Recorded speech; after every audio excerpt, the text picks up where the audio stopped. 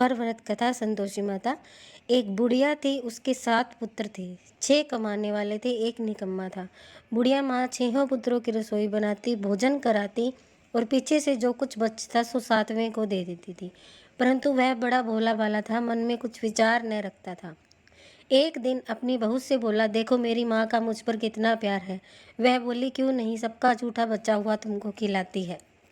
वह बोला, ऐसा भी कोई कर सकता है? जब तक मैं अपनी आंखों से ना देखूं मैं नहीं मानूंगा। बहू ने हंसकर कहा, जब देख लोगे तब मानोगे। कुछ दिन बाद बड़ा त्योहार आया। घर में 7 प्रकार के भोजन और चूरमा के लड्डू बने। वह जांचने को सिर दर्द का बहाना और पतला कपड़ा रखकर रसोई में ही सो गया।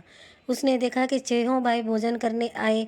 उसने देखा कि माँ ने उनके लिए सुंदर सुंदर आसन बिछाए, 6 को रसोई परोसी और उनको आग्रह करके जिमाती है। वह देखता रहा। 6 भाई भोजन कर उठे तब माता ने उनकी जूठी थालियों में से लड्डुओं के टुकड़ों को उठाया और एक लड्डू बनाया। जूठन साफ कर बुढ़िया माँ ने पुकारा, उठो बेटा, 6 भाई भोजन कर गए हैं, तुम भी कर लो। उठना कब खाएगा? वह कहने लगा, माँ मुझे भोजन नहीं करना, मैं परदेश जा रहा हूँ। माता ने कहा, कल का जाता आज जा। यह कहकर वो आज ही घर से निकल गया। चलते समय उसको बहू की याद आई। वह गौशाला में उपले थाप रही थी। वो बोला, हम जावे परदेश को आवेंगे कुछ काल, तुम रहियो संतोष से धर्म आपनो पाल। वह बोली, जाओ पिया आनंद से हमरू सोच हटाए, राम भरोसे हम रहें ईश्वर तुम्हें सहाय। देख निशानी आपकी देख धरू मैं धीर, सुधी हमारी मति विसारियो, रखियो मन गंभीर। वह बोला, मेरे पास तो कुछ नहीं है, ये अंगूठी है सो ले लो, अपने कुछ निशानी मुझे दो। वह बोली, मेरे पास क्या है, गोबर से भरा हाथ। वह कहकर उसने पीठ पे गोबर का हाथ मार दिया और वह चल दिया। चलते चलते दूर देश में पहुंचा। वहां पर एक साहूकार की दुकान थी। वहां जाकर कहने लगा, भाई मुझे नौकरी पर रख लो। साहूकार की जरूरत थी, बोला रह जा। लड़के ने पूछा, तनख्वाह क्या दोगे? साहूकार ने कहा, काम देखकर दाम मिलेंगे। साहूकार की नौकरी मिली। वह सुबह 7 बजे से रात तक काम करने लगा। हिसाब किताब सारा काम अच्छे से करने लगा। उसके साहूकार के नौकर थे, वो भी देख के चकरा गए कि बहुत अच्छे से काम कर रहा है। इसलिए सेठ ने उसे अपने आधे मुनाफे का साझेदार बना लिया। 12 वर्ष में भी वह नामी सेठ बन गया और मालिक सारा कारोबार उस पर छोड़कर बाहर चला गया। अब बहू पर क्या बीती सो सुनो। सास ससुर उसे दुख देने लगे। सारी गृहस्थी का काम करके उसे लकड़ी लाने जंगल में भेजते। इसी बीच घर की रोटियों से जो भी रोटी बचती उसके लिए छोड़ देते और फूटे नारियल के खोपरे में पानी। इस तरह दिन बीतते रहे। एक दिन वह लकड़ी लेने जा रही थी। रास्ते में बहुत सी स्त्रियां संतोषी माँ का व्रत करती हुई दिखाई दी। तो वह खड़ी हो कथा सुनकर बोली, बहनों, यह तुम किस देवता का व्रत करती हो? इसकी विधि क्या है और इस व्रत को करने से क्या मिलेगा? तो तब उनमें से एक स्त्री बोली, सुनो, यह संतोषी माता का व्रत है। इसके करने से निर्धनता दरिद्रता का नाश होता है, लक्ष्मी आती है, मन की चिंताएं दूर होती है, घर में सुख आता है, शांति मिलती है, निपुत्र को पुत्र मिलता है, प्रीतम बाहर गया हो तो जल्दी आता है, कुंवारी कन्या को मन पसंद वर मिलता है, अगर मुकदमा चल रहा हो तो वो खत्म हो जाता है, सब तरह से सुख शांति और घर में धन लाभ होता है, माता संतोषी की कृपा हो जाती है, इसमें संदेह नहीं। वह पूछने लगी, यह व्रत कैसे किया जाएगा? यह बता दोगी तो बड़ी कृपा होगी। वह स्त्री बोली, 1.25 का गुड़ चना लेना, इच्छा हो तो 5.25 रुपये का लेना या 11.25 का, अपनी सहूलियत के अनुसार, बिना परेशानी, श्रद्धा और प्रेम से जितना बन सके सवाया लेना। 1.25 से 5.25 तक, इससे ज़्यादा शक्ति और भक्ति अनुसार लें। हर शुक्रवार को निराहार रह कथा कहना सुनना। इसके बीच कर्म टूटे नहीं, लगातार नियम पालन करना। सुनने वाला कोई न मिले तो घी का दीपक जला उसके आगे जल का पात्र को रख कथा कहना। जब तक कार्य सिद्ध न हो नियम पालन करना और कार्य सिद्ध हो जाने पर ही व्रत का उद्यापन करना। 3 मास में माता फल पूरा देती है। यदि किसी के खोटे ग्रह हों तो भी माता 1 वर्ष में अवश्य कार्य को सिद्ध करती है। उद्यापन में 2.5 सेर आटे का खाजा और इसी परिमाण से खीर और चने का साग करना। 8 लड़कों को भोजन कराना, जहाँ तक मिले देवर जेठ भाई बंधु कुटुंब के लड़के ही लेना, न मिले तो रिश्तेदारी और पड़ोसियों को बुला सकती हैं। और नियम का पूरा पालन करना, उस दिन घर में कोई भी खटाई ना खाएं। यह सुनकर बुढ़िया के लड़के की बहू चल दी। रास्ते में लकड़ी के बोझ को बेच दिया। उन पैसों से गुड़ चना ले माता के व्रत की तैयारी कर आगे चली। उसके सामने मंदिर देख पूछने लगी, यह मंदिर किसका है? सब कहने लगी, संतोषी माता का। यह सुन संतोषी माता के मंदिर में जा माता के चरणों में लौटने लगी। दीन होकर विनती करने लगी, माँ मैं निपट मूर्ख हूँ, व्रत के नियम कुछ नहीं जानती, मैं बहुत दुखी हूँ। हे जग जननी मेरा दुख दूर कर। मैं तेरी शरण में हूँ। माता को दया आई। एक शुक्रवार बीता कि दूसरे शुक्रवार को ही उसके पति का पत्र आया और तीसरे को उसका भेजा हुआ पैसा भी आ पहुंचा। यह देख जेठानी मुंह सिकोड़ने लगी। इतने दिनों में पैसा आया और इसमें क्या बड़ाई है? लड़के ताने देने लगे। काकी के पास अब पत्र आने लगे, रुपया आने लगा, अब तो काकी की खातिर बढ़ेगी। बेचारी सरलता से कहती, भैया पत्र आवे रुपये आए, हम सबके लिए अच्छा है। ऐसा कहकर आंखों में आंसू भरकर संतोषी माता के मंदिर में आ मातेश्वरी के चरणों में गिरकर रोने लगी। माँ मैंने तुमसे पैसा नहीं मांगा, मुझे पैसों से क्या काम है, मुझे तो अपने सुहाग से काम है। मैं तो अपने स्वामी के दर्शन और सेवा मांगती हूँ। तब माता ने प्रसन्न होकर कहा, जा बेटी तेरा स्वामी आएगा। यह सुन खुशी से बावली होकर घर में जाकर काम करने लगी।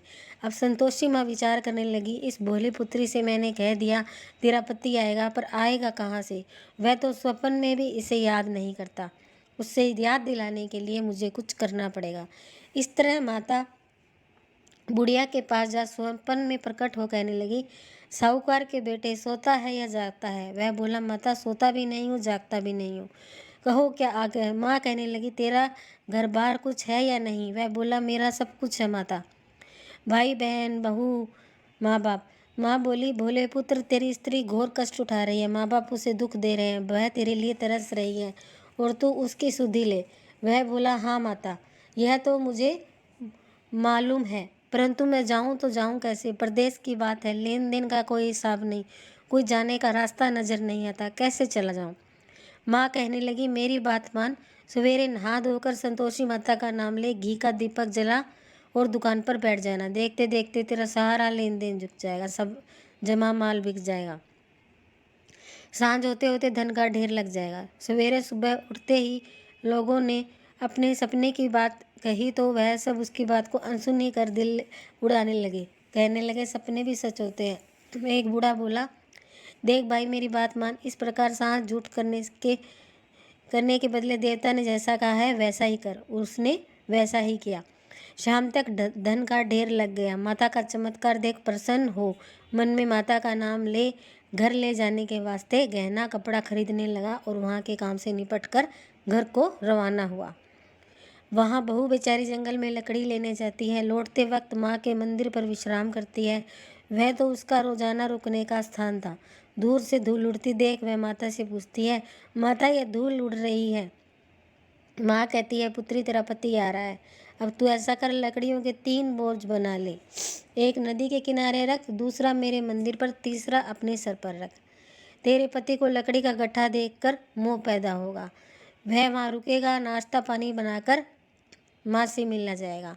तब तू लकड़ियों का बोझ उठाकर घर जाना और बीच चौक में गट्ठा डालकर 3 आवाज़ें जोर से लगाना, ओ सासू जी लकड़ियों का गट्ठा लो, भूसी की रोटी दो, नारियल के खोपरे में पानी दो, आज कौन मेहमान आया है?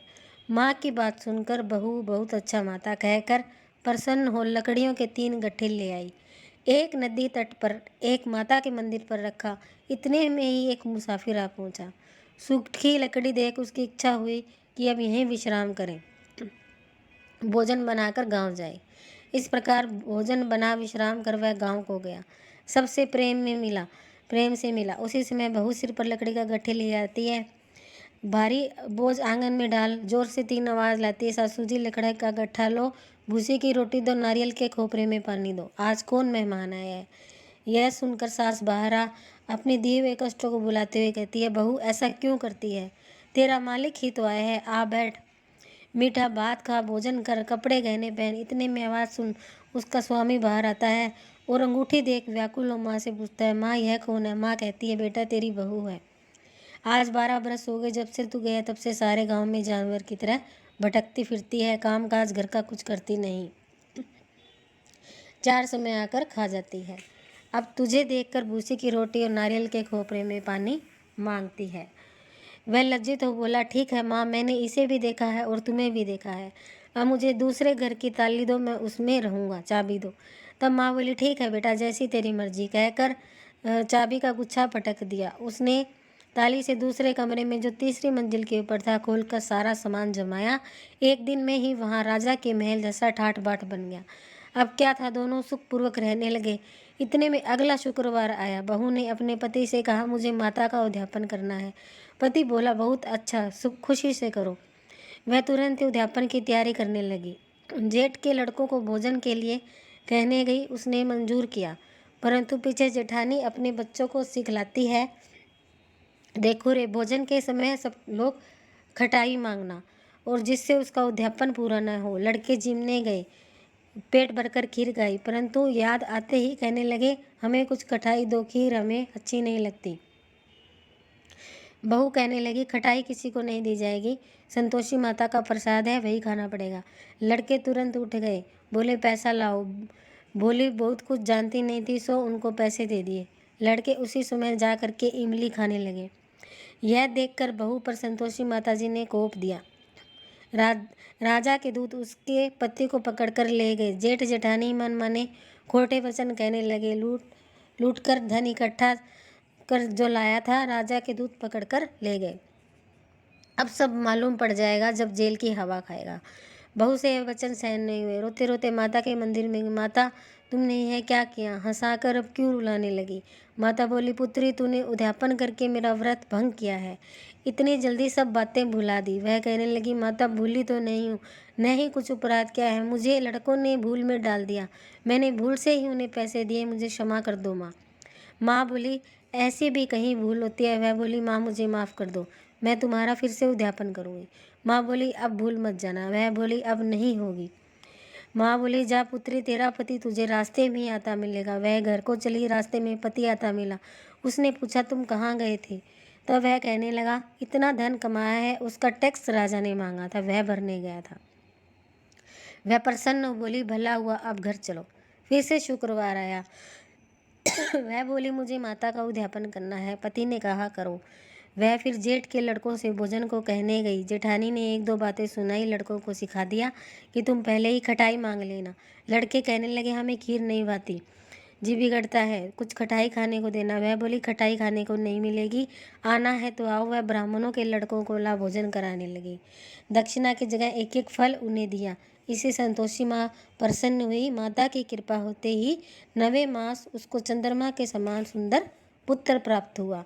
पुत्र को लेकर प्रतिदिन माता जी के मंदिर में जाने लगी।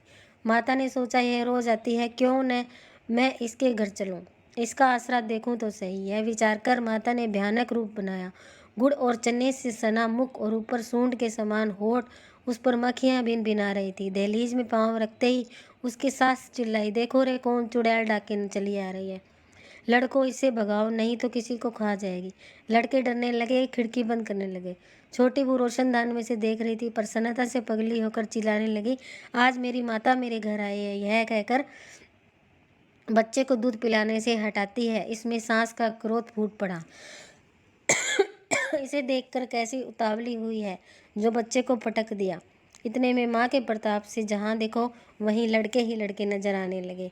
वह बोली, माँ जी, मैं जिनका व्रत कर रही हूँ, यह वही संतोषी माता है, कहकर झट से सारे घर के किवाड़ खोल देती है। सबने माता के चरण पकड़ लिए, विनती करने लगे, हे माता, हम मूर्ख अज्ञानी हैं, पापी हैं, तुम्हारे व्रत की विधि हम नहीं जानते, तुम्हारा व्रत भंग कर हमने बड़ा अपराध किया है, माता हमें क्षमा करो। इस प्रकार माता प्रसन्न हुई। माता ने बहू को जैसा फल दिया वैसा सबको दे। जो